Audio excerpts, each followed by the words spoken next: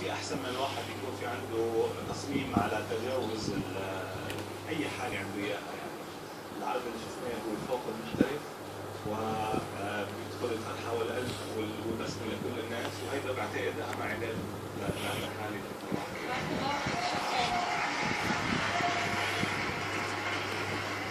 Merci tout le monde.